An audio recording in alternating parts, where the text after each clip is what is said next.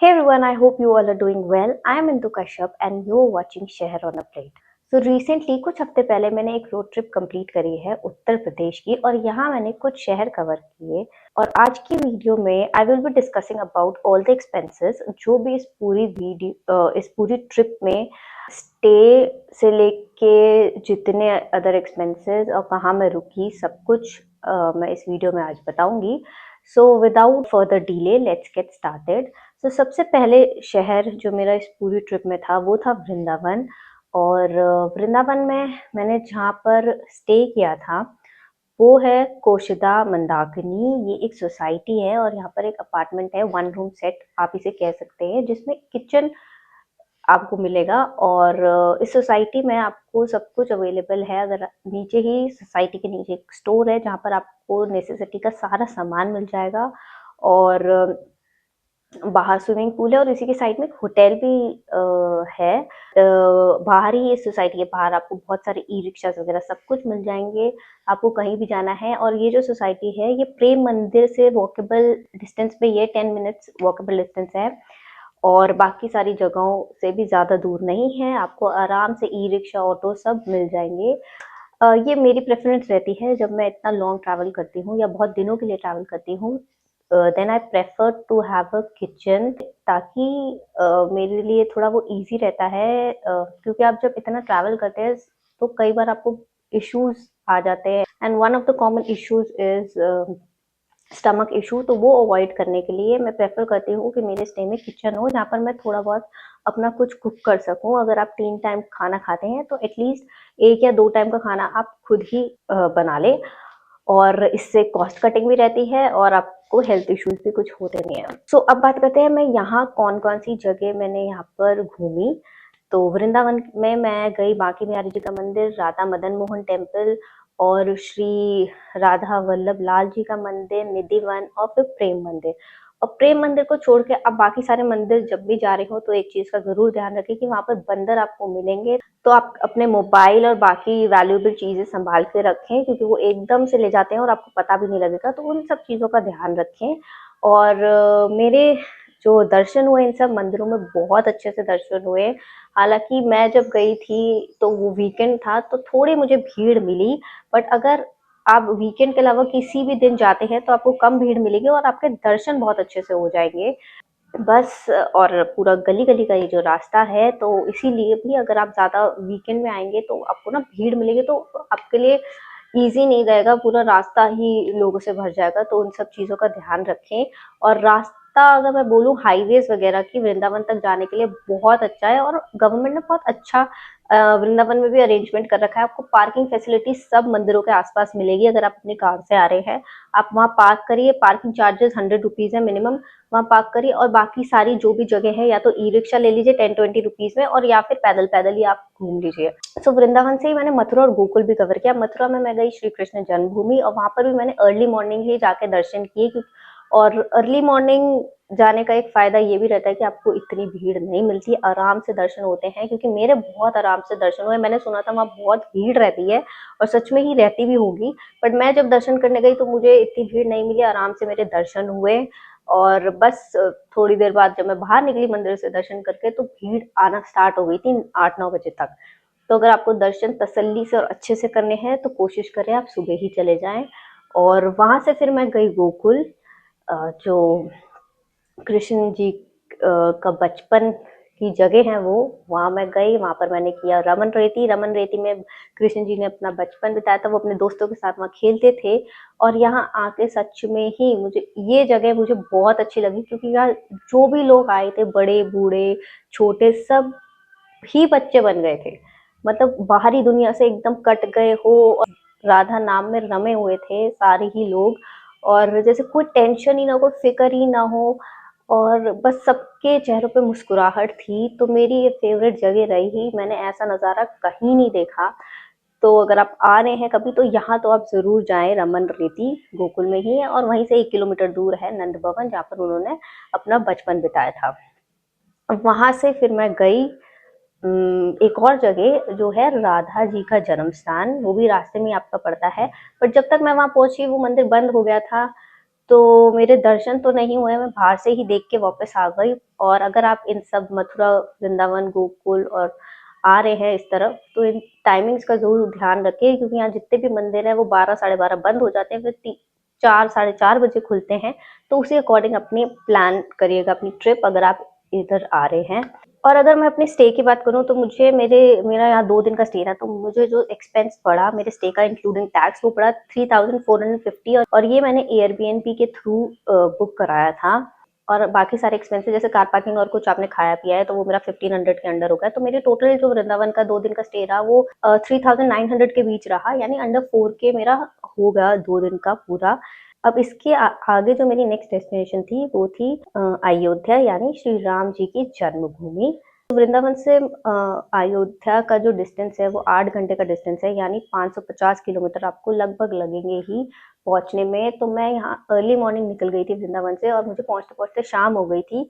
और अगर मैं वृंदावन से अयोध्या की बात करूँ तो जो एक्सप्रेस वे है वो बहुत अच्छा है। अगर आप सेल्फ ड्राइव करके आने का प्लान बनाते हैं आगे, तो आराम से ड्राइव आप कर सकते हैं, कोई डिस्टर्बेंस नहीं, बहुत ही स्मूथ पूरी मुझे रोड और हाईवे लगा, कोई डिस्टर्बेंस नहीं हुआ, बहुत ही आराम से आपका सफर गुजरेगा जब अगर आप कभी भी प्लान बनाते हैं। और मेरा यहाँ 1 दिन का स्टे था, तो जहाँ मैं रुकी थी वो था hotel Renu paradise. Normal basic hotel था, अंदर नॉर्मल सा आपको रूम मिलेगा एक। और मेरा मेन मोटिव ये होटल करने का ये था कि ये हाईवे पे ही पड़ रहा था और अगले दिन के लिए मेरे लिए इजी हो जाता। और यहाँ से राम मंदिर जो है 3 किलोमीटर है। नीट एंड क्लीन रूम था। मुझे यहाँ पर जो स्टे का पड़ा 1 नाइट का विद टैक्स वो पड़ा 2000। और आप अगर अपनी कार से आ रहे हैं तो आप लीजिए, और अगर आप अपनी कार से नहीं भी आ रहे हैं तो आपको बाहर से ही ऑटो रिक्शा वगैरह सब मिल जाएंगे। तो और यहाँ से फिर मैं शाम को दर्शन करने के लिए निकली। आपको पार्किंग, अगर आप अपनी कार से आ रहे हैं तो आपको ना राम मंदिर के आसपास बहुत सारी पार्किंग मिल जाएगी, 100 रुपीज मिनिमम चार्ज है। और आपको एक पॉइंट के बाद आप अपनी कार आगे नहीं ले जा सकते, तो आपको वहां पार्क करके ई रिक्शा से आगे जाना पड़ेगा राम मंदिर तक के लिए। और राम मंदिर जब आप पूरा जो एरिया उन्होंने बना रखा है वहीं पर आपको बहुत सारे आउटलेट्स मिल जाएंगे, खाने पीने के शॉप्स मिल जाएंगी, और बहुत ही अच्छा उन्होंने वहाँ पर गवर्नमेंट ने बनाया है बाहर। और सबसे पहले मैं जगह जहाँ गई दर्शन के लिए वो था हनुमानगढ़ी। माना जाता है जब आप यहाँ आए तो राम जी से पहले आप उनके दर्शन जरूर करें। और तो मैंने भी वही किया, हनुमानगढ़ी में दर्शन किए। भीड़ थोड़ी यहाँ थी क्योंकि छोटा सा मंदिर था तो लोग ज्यादा थे, भीड़ यहाँ मुझे मिली। बट जब मैं राम मंदिर पहुंची तो मैं 9 बजे तक राम मंदिर पहुंची, और वहां पर मुझे इतनी भीड़ ही नहीं मिली, बड़े ही आराम से मेरे दर्शन हुए। और मंदिर के अंदर बहुत अच्छी अरेंजमेंट और फैसिलिटी गवर्नमेंट ने बनाई है। आप एक पॉइंट के बाद अपने मोबाइल या कोई भी इलेक्ट्रॉनिक गैजेट अंदर नहीं ले जा सकते। और बहुत स्मूथ अंदर पूरा अरेंजमेंट है, और मेरे बड़े ही आराम से दर्शन हुए। पिछले साल मैं सोच रही थी कि मैं आऊंगी कभी यहाँ दर्शन करने, बट इस साल ये मौका मिला तो मन बहुत खुश हुआ यहाँ आके और रामलला के दर्शन करके। वैसे तो अगर आप अयोध्या रहे तो 2 दिन बहुत है, थोड़ी बहुत और जगह है यहाँ पर घूमने के लिए, बट मेरा 1 दिन का यहाँ स्टे था तो मैंने रामलला के ही दर्शन किया और हनुमानगढ़ी ही मैंने कवर किया। और बाहर अगर आप आ रहे हैं तो खाने की कोई टेंशन नहीं, आपको बहुत सारी चीजें बाहर आराम से मिल जाएगी, आप खा सकते हैं। मेरा यहाँ जो खर्चा है 1 दिन का, मतलब बाहर मैंने कुछ खाया प्लस मेरे स्टे का, वो आया 2500 1 दिन का। और अब हम बात करते हैं मेरी नेक्स्ट डेस्टिनेशन की, जो मेरी अयोध्या के बाद थी, वो थी महाकुंभ मेला यानी प्रयागराज। और इसी के लिए ये पूरी ट्रिप प्लान हुई थी। अयोध्या से महाकुंभ 4 साढ़े 4 घंटे का रास्ता है, यानी 180 किलोमीटर है। और जो रोड है ऐसा नहीं है कि डिस्टर्बेंस है, बट ट्रैफिक वगैरह मिल सकता है। बट मैं जब गई थी तो मुझे इतना ट्रैफिक नहीं मिला, क्योंकि मैं गई थी फर्स्ट डे ऑफ महाकुंभ, तो इतना ट्रैफिक भी नहीं था, इतनी भीड़ भी नहीं थी। और अगर आप किसी भी क्षेत्र से आ रहे हैं तो हर क्षेत्र से गवर्नमेंट ने पार्किंग एरियाज बना रखे हैं कि आप वहां पार्क करें, और उसके बाद फिर आगे आप महाकुंभ तक कैसे ट्रैवल करेंगे, पैदल, ऑटो रिक्शा या जो भी वहां पर है उससे आप आगे जा सकते हैं। मैं अयोध्या से सुबह ही निकल गई थी महाकुंभ के लिए, और मुझे पहुंचते पहुंचते 11 साढ़े 11 बज गए थे। और जिस दिन मैं गई थी उस दिन शाही स्नान का दिन था। तो शाही स्नान वाले दिन क्या हो रहा था कि आपको ऑटोज आसानी से नहीं मिलेंगे, और कई जगह बंद कर देते गवर्नमेंट, क्योंकि ऑलरेडी इतनी भीड़ होती है तो वो बंद कर देते हैं ताकि वहां और ज्यादा भीड़ ना हो। बट बाकी अगर आप किसी भी दिन आ रहे हैं तो आपको इतनी भीड़ नहीं मिलेगी, ऑटोज मिल जाएंगे, सब कुछ फैसिलिटी आराम से मिलेगी। और अंदर जो गवर्नमेंट ने फैसिलिटीज भी बना रखी है, अरेंजमेंट जो कर रखा है वो बहुत अच्छा है। बहुत ही लार्ज एरिया में है ये मेला, और अंदर आपको सब कुछ मिल जाएगा, खाने पीने से लेके आपकी कोई भी डेली नेसेसिटी का सामान है वो सब। अंदर लोग टेंट लगा के वैसे भी रहते ही है कुछ दिनों के लिए, तो वो सब अरेंजमेंट भी है, सरकार ने कर रखी है। टॉयलेट फैसिलिटी है बहुत अच्छी, चेंजिंग रूम्स है बहुत अच्छे। तो मुझे तो ऐसा नहीं लगा कि कुछ ऐसी प्रॉब्लम है, अंदर बहुत अच्छा है। बट अगर आप शाही स्नान वाले दिन आएंगे तो हो सकता है आपको थोड़ा पैदल ज्यादा चलना पड़े, क्योंकि मुझे चलना पड़ा था 5 किलोमीटर जाना, और 5 किलोमीटर मेरा तो आना हो गया था, क्योंकि मुझे वहाँ ऑटो वोटो कुछ नहीं मिले थे। बस किस्मत की बात है एक ऑटो तैयार हो गया था, बट वो भी एक सेक्टर के बाद आगे नहीं बढ़ा और मुझे वहां से फिर पैदल चलना पड़ा। जो मेरा एक्सपीरियंस मैं बताऊं, मेरा पर्सनल एक्सपीरियंस महाकुंभ का, वो तो बहुत ही अलग था। थकावट महसूस होते हुए भी वो वहां पर जो पूरे एम्बियंस में एनर्जी थी, लोगों की जो इकट्ठा एनर्जी हुई थी वहां पर, वो आपको थकने ही नहीं देती, ऐसी एनर्जी थी वो। और वो experience once in a lifetime experience है ये, और सच में ही ये अगर जब आप एक्सपीरियंस करेंगे खुद से, जिन्होंने भी कर लिया है अब तक एक्सपीरियंस, तो उन्हें पता है मैं क्या बोल रही हूँ। लोग एक जगह यूनाइट होके जिस तरीके से आए हैं यहाँ पर दर्शन के लिए, स्नान के लिए, वो ही इतना अलग नजारा है। और पहले जब मैं डुबकी से पहले मुझे थकावट महसूस हो रही थी, बट डुबकी के बाद एक अलग सी एनर्जी मेरे अंदर आ गई, से मुझे वो पावर महसूस हो रही है, एक एक्सटर्नल फोर्स से आप जुड़ रहे हैं ऐसा महसूस हुआ वहां पे। इतने भीड़ के बीच भी आपको एक शांति का एहसास होगा। तो मेरा ये एक्सपीरियंस रहा महाकुंभ आके।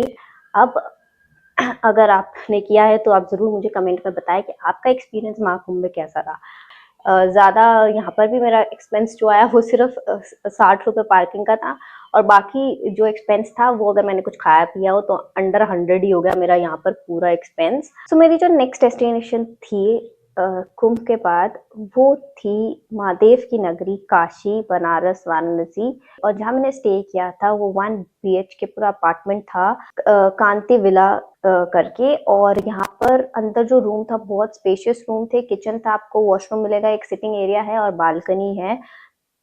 और एकदम नीट एंड क्लीन पूरा जो अपार्टमेंट था। और अगर आप अपनी कार से आ रहे हो तो आप इजीली आ सकते हैं यहाँ पर। और ये थोड़ा जो ओल्ड सिटी है उससे थोड़ा अलग एरिया में है।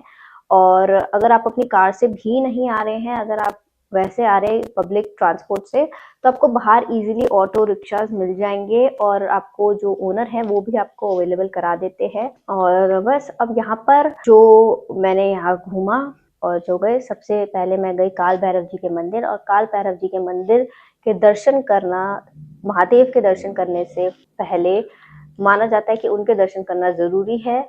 तो मैंने भी वही फॉलो किया, यहाँ जो रिचुअल है, तो मैंने उनके दर्शन किए। और उस दिन थी संक्रांति, तो मुझे वहां पर भी इतनी भीड़ नहीं मिली, थोड़ी सी लाइन थी और दर्शन बहुत अच्छे से हुए मेरे। और उसके बाद मैंने बोट राइड ली। बोट राइड के चार्जेस वो अलग अलग बोलेंगे, अगर आप बार्गेन करें बहुत कम में भी वो आ जाते हैं। तो मैंने 600 रुपए दिए, 1600 रुपए वो बोल रहे थे, 600 रुपए दिए पर्सनल बोट के। और एक बोट चलती है जिसमें सब कोई भी बैठ सकता है, पब्लिक बोट, तो वहां वो उसके चार्जेस अलग है। बट मैंने जो पर्सनल बोट की उसके 600 दिए, हो सकता है कि और भी कम में वो कराते हो, बट मैंने उतनी बार्गेनिंग करी वहां पे। और बस, और घाट घूमे बोट के थ्रू, तो वो मुझे बहुत अच्छा लगा। वो मेरा एक्सपीरियंस जो था बोट राइड का वो बहुत अच्छा था। और संक्रांति थी तो एक ऐसा एम्बियंस वहां था कि ऊपर पतंगे उड़ रही नीले आसमान में, नीचे गंगा का पानी और सामने काशी, तो ऐसा नजारा था। तो वो बहुत अच्छा लग रहा था वो सब देख के।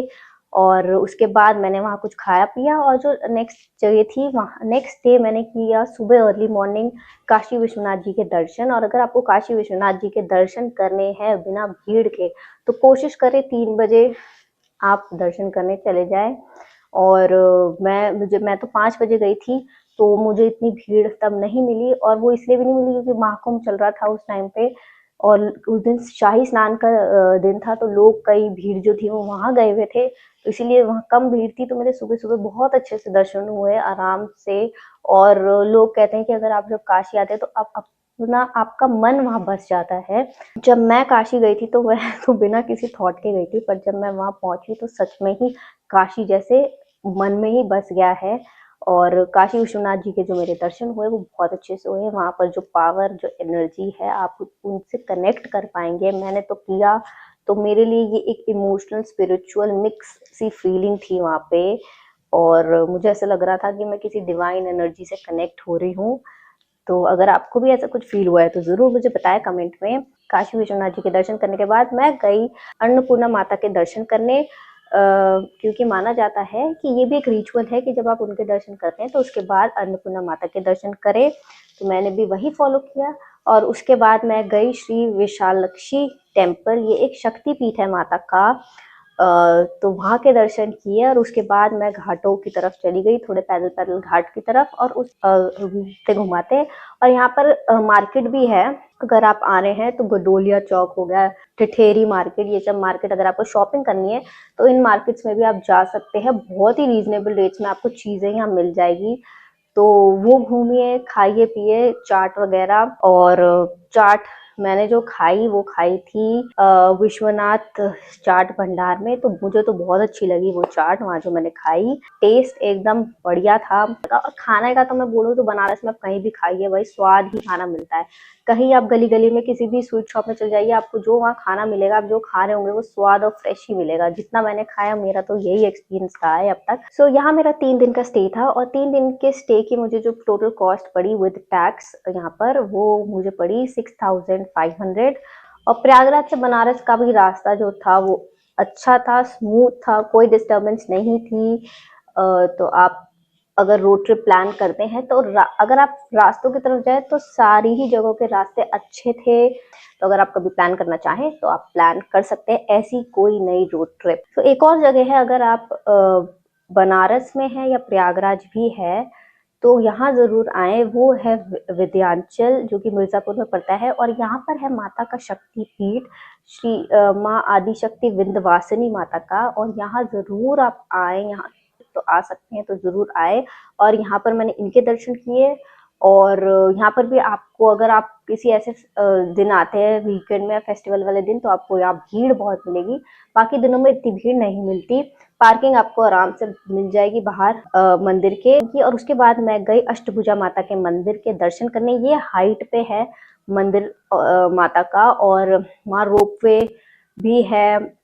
मौसम थोड़ा ठंडा था ऊपर, बट वहाँ दर्शन करके भी मुझे बहुत अच्छा लगा। तो ये मेरी ये पूरी टोटल ट्रिप थी। सो अब हम बात करते हैं कि पेट्रोल की, कि इस पूरी ट्रिप में पेट्रोल कितना लगा। तो वो लगा 13,500 का। और अगर अब मैं बात करूँ टोल की, तो टोल यहाँ पर जो मुझे लगा वो लगा 5,720 का। अगर मैं सारे ही एक्सपेंसेस को जुड़ा दूं, यानी आपका petrol, toll, stay and other expenses सब कुछ मिला के, ये पूरी ट्रिप जो मुझे टोटल कॉस्ट हुई है वो हुई है 38,810 की। ये मेरा पूरा खर्चा पड़ा। सो अगर आप कभी भी आगे ट्रैवल या रोड ट्रिप प्लान करें तो इस अकॉर्डिंग आप रोड ट्रिप प्लान कर सकते हैं। ये 8 दिन में मैंने करी कवर, तो मेरा 8 दिन का ये टोटल खर्चा था इतना इस पूरी ट्रिप का। तो मेरे लिए ये एक्सपीरियंस जो था one of the best experiences में से है। एंड आई थिंक ये one of the best trips में से भी है मेरी ये पूरी जो ट्रिप है। सो चलिए अब ये आज की वीडियो और ये व्लॉग यहीं एंड करते हैं। होप ये वीडियो आपके लिए हेल्पफुल रहे आगे की रोड ट्रिप प्लान करने के लिए। और अगर आपको ये वीडियो और मेरी जितनी भी अदर बाकी सारी वीडियोस है वो अच्छी लगी हो, then do like and subscribe to the channel. आपसे लेती हूँ मैं अलविदा, और मिलती हूँ बहुत जल्द किसी नई ट्रिप पे। हर हर महादेव।